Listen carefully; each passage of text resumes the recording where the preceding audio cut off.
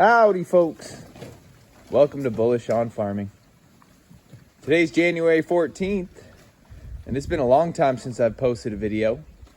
A lot has changed. We've up and left the other farm. For those of you who watched our channel before, you know that we were leasing a farm outright, and I also managed an organic operation. We've moved town completely, moved up north. We're now in a lease to own on a new farm. And we sold our flock of sheep, got more cows, and got some pigs. And those of you who've seen the channel know that we raise pasture pork, usually through the spring and fall. Grab weaners or feeders and finish them on a pasture-based rotational system. And that was done on the forest. With this new farm, we got a new setup. Now this is just a temporary pen, a transitionary pen. I've been building pasture fences out there. Been putting cedar posts in the ground, stretching wire. And I got the sheep goat woven wire that has the 4-inch spacing on it. And I'm gonna line that with electric wire, just a high tensile, about a foot up. And the pigs are gonna be trained before they're put in there. And the idea is to keep the pigs out there year round. Well, that's more of a winter paddock. We might as well just walk over to take a quick look. But it's nasty outside. Got about 2 feet of snow. And the wind's been vicious, but it's been such a soft winter that it's about time it showed up. It looks like it's making up for lost time. So anyways, that's about, I don't know, probably 1/3 of an acre, maybe just under half. And those implements still got to be taken out and put some gates on. And I got another gate there that I'm going to build as a loading chute. And the idea is to have the pigs out in this winter paddock or out here whenever they're not on pasture. I have another gate cut out there that goes out to the pasture over there. And we'll be rotating them and foraging through the fields. And those of you who've seen our previous videos, we just use tensile for our perimeter once our pigs are trained to electric fence. And the pigs honor it. So we're kind of an in-between stage here because, moving to the farm about 40 days ago, it was easy enough to just put up some gates and have this penned off. And it's nice because, not that I wouldn't be bringing hay out to them out there. I'd definitely be bringing a nice big bale they can use for bedding. And, there's good grasses, clover, and legumes in there, so good nutritional value. But just until I get that fence up how I like it, because I definitely don't want them out there without electric fence.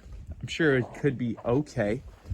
But with that sheep and goat wire, I'm not counting on that to really keep the pigs in. It would, but I want the electric fence so that they don't even test that woven wire.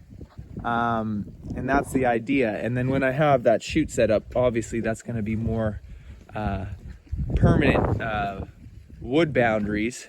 So when you're loading a pig, it's not trying to go through any fence that they can see through. It's just going to be, slabs of wood, 2x8s, 2x6s, or large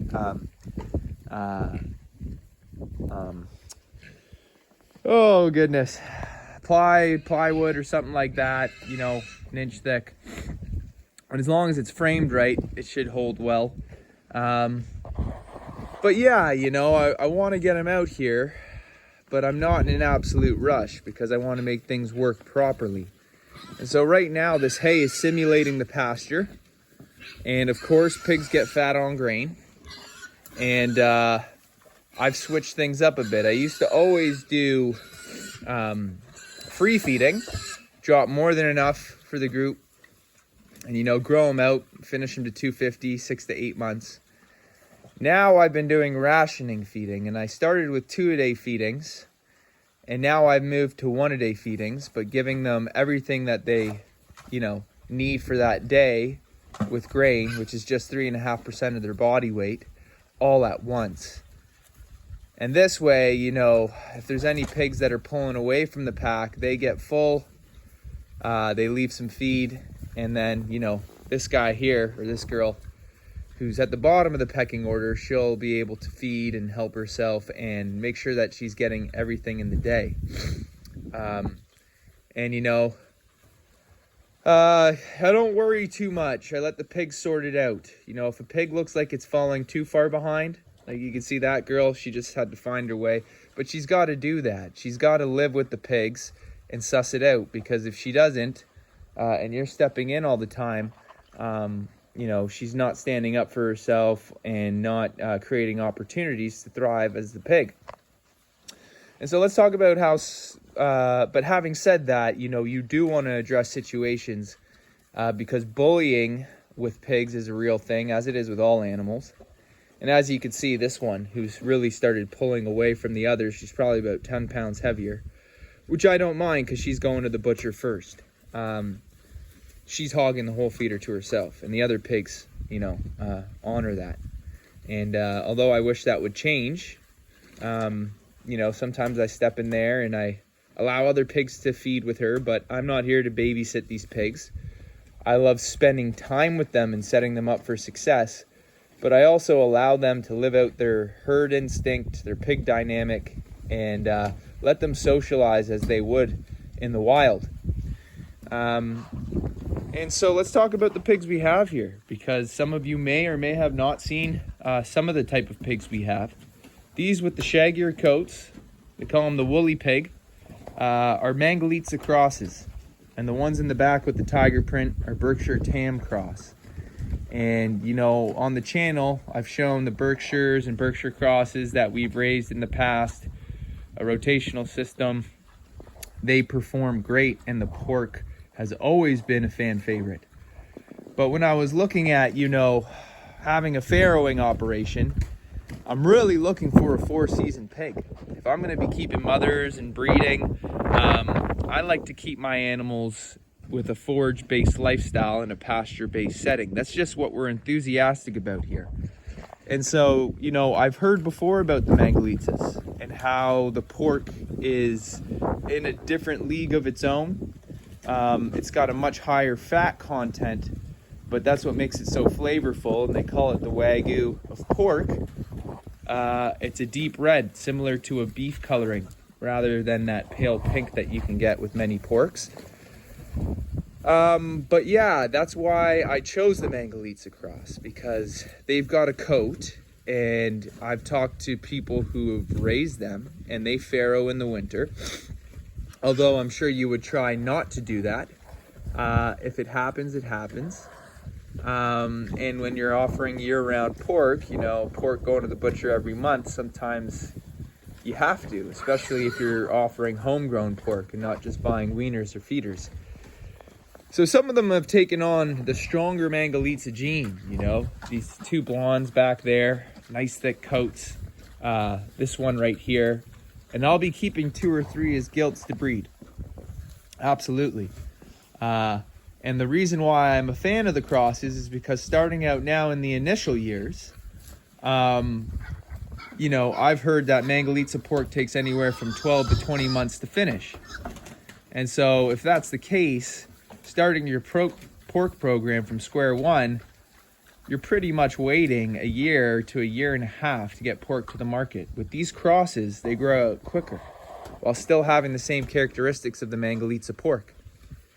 And so, although all this is yet to be seen, I'm excited about, seeing it for myself.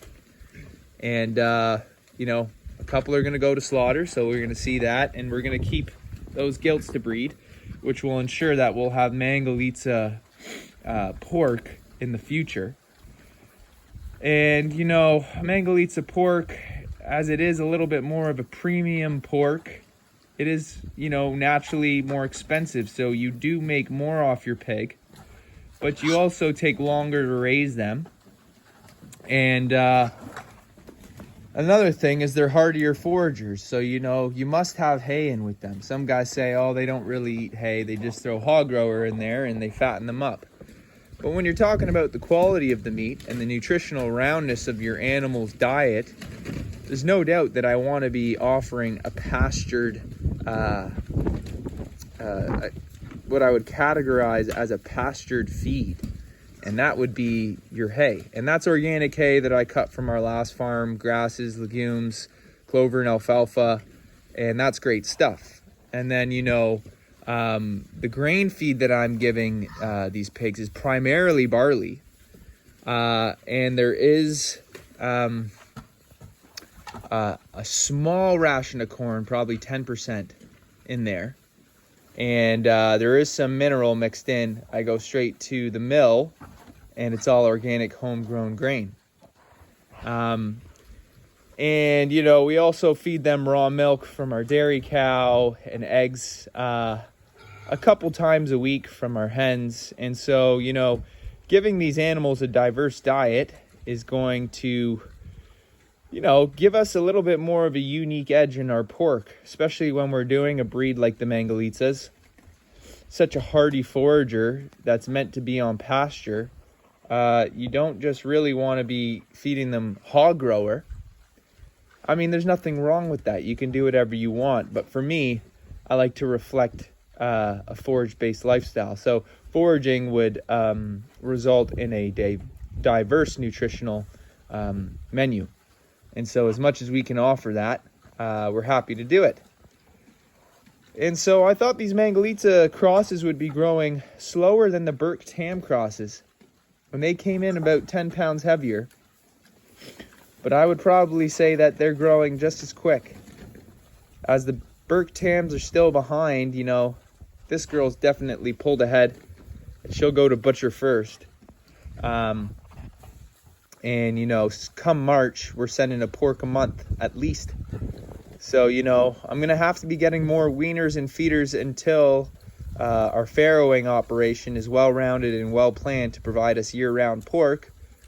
But you got to do what you got to do. Right now, the cows are bale grazing, and it ain't no problem for them. You know, I just want to say that when I do have the pigs out here, they're going to have shelter, okay? I've been looking at those porta huts, which are nice because they're compact, low to the ground. A few pigs get in there and cuddle up. It's nice and warm. I may even build a permanent shelter, or one that's, you know, a heavy wood shelter that I can move, and have that as a windbreak shelter, just a 3-sided enclosure pretty much, and have that for the pigs as well, because I don't just plan on throwing them out to the wolves, but I do plan on giving these animals the opportunity to express their self-preserving nature. And although many pigs have lost their self-preservation qualities because of conventional factory farming, that is not the case with these Mangalitsa's, as they almost went extinct. I think it was back in the 70s or 80s, because they do have smaller litters, they do take longer to grow out, and they do have a high fat content. And as soon as there was a war on fat in the food industry, you know, many producers dropped them and they almost went extinct.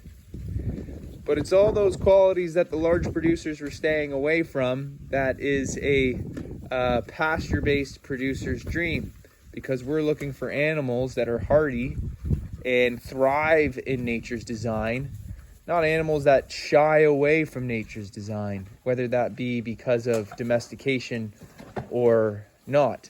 We like to honor natural selection and not ignore it. So, you know, we do the best we can for our animals, but we want them living an animal life, you know, living the pigness of a pig. And I'll be watching over them pretty closely, especially the Burke Tams. But, you know, they're all over 130 pounds now. So they got more than enough fat on their body that if they're bedded properly and they got shelter, they'll be okay. But yeah, folks, looking forward to keeping you guys in the loop. Thanks for stopping by, and God bless you all. We'll see you on the next one.